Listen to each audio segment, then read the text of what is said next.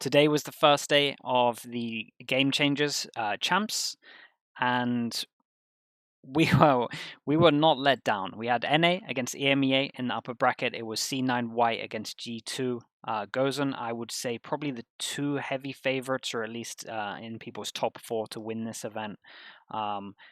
We get third map coming in. It's Pearl, and there's a Yoru picked by Giuliano. I was not disappointed. I was thinking there would be some cool strats, and we definitely got that, so I had to make this YouTube. If you guys want to watch the full VOD, which I very much recommend, it will be in the description below. Okay, so let's start with the pistol. As we can see, G2 going over towards A as a big group, and the Yoru, just look over towards here, has just sent out the TP. So big A hit as C9 decide to take a middle with 4 people.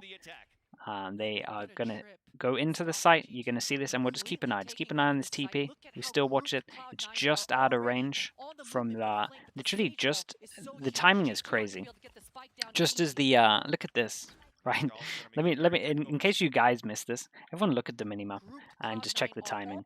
Right, just as the chamber is about to hear the TP, the chamber TPs away, doesn't hear it, and then just as chamber is out of sound cue, the Yoru TP's behind. So it's the most perfect timing thing I've ever seen. They get over towards the site. We have a wall here. We have a smoke, good after plan, and just the Yoru just making sure that we can come in with just probably the best timed flank I might have seen.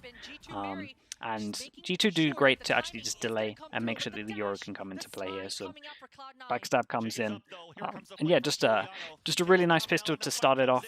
And this game was actually full of a lot of set strats that were really nice. So this was the first one that I saw. I thought this was great, and then we'll move on to the next one. So that on itself was great. I thought that was really cool. And now we have a set strat that was pretty much planned with 2 ults. Okay, so we have the Fade ult, and then we have the Yoru ult. So as we can see, Fade and Yoru, Yoru is about to do the same TP that you saw, and Fade's just holding down over towards A, and the rest is going towards B with the spike. Again, all of these rounds, right, the first round was done on a pistol round, this is now done on a really important buy round, which is going to put C9 over towards an eco. So it's a really important buy round. 2 people from G2 can't buy next if they lose, and everyone from C9 can't buy. Likes to work on that mid. They did a great job to hold turn this down a little bit. So yeah, pressure over towards A. Yoru's done the TP out, and yeah, I just thought this was great. So early duel comes in. Yoru ult goes out. Lot of sound. Gets a lot of information. Sees people here. Okay, let's pause that. So while that's going on and they brought a lot of people here, they put the Fade ult into it. So far we have 2 ults. No one really fakes sites with 2 ults. So that's why we have 4 people in terms of the minimap being here. And C9 taking a bit of a gamble in terms of just having the trip here. Yoru was back of A, is now back of B, clearing all of the site, breaks the trip. Now they realize, and yeah, it's just such a brutal round. This has a small detail that I really like, right? You see this wall that just came up? We'll keep an eye on the Fade. And this was something that I was seeing all game. Every single time they were getting lurked on, right? We saw it on the pistol with the Yoru, and now we're having Fade lurk again. The best thing about this stuff is there was always like a go signal, right? So the Fade doesn't need to go until this wall starts getting broken. So it's just so nice. And Mel is so patient. Look how many crazy timings there were. You saw the first one in pistol with the timing for chamber. Look at Mel again here in the minimap.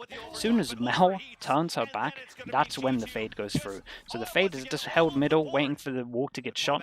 It took so long for the wall to get shot, and then literally she was just like, well, I have the timing now. And then Mel, even though patient, was very much aware that the luck is probably going to come in. The timing just wasn't there.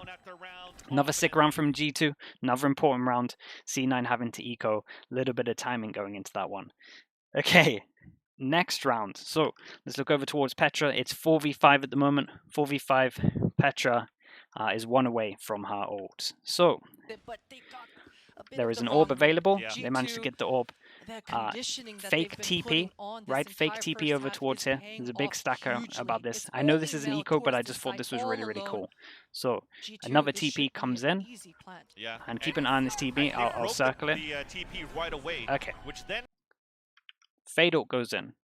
Whoever this hits, it completely deafens them, right? So they cannot hear the sound. So now you're about to see a combo between the fade ult Potentially, and we'll just put the G2 TP of the into the Yoru. Look at that. TP goes in here.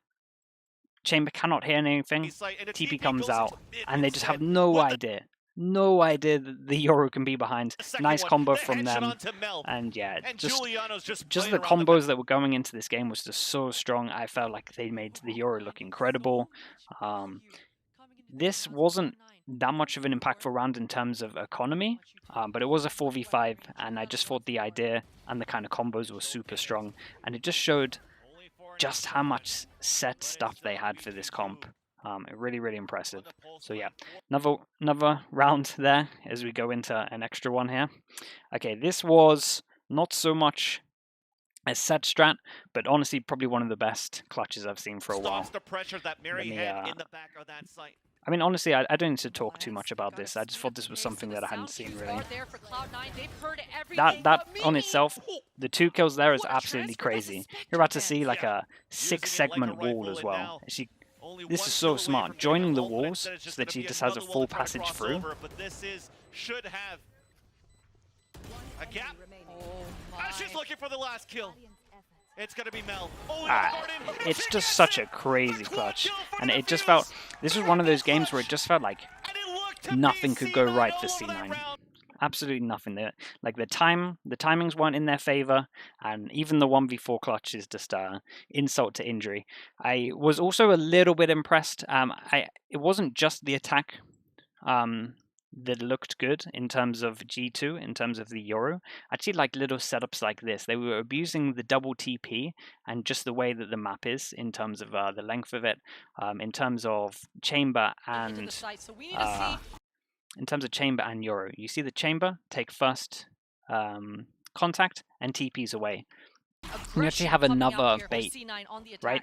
So there's just a bait in, then they don't expect this. And although it doesn't provide a kill, we just saw stuff like this all the time where they were just playing close here and they just freely could use their TP. There's pretty much 3 positions here where the Yoru can safely TP because it takes a little bit to channel it. So I just thought this was really smart. I was so impressed with just the use of Yoru.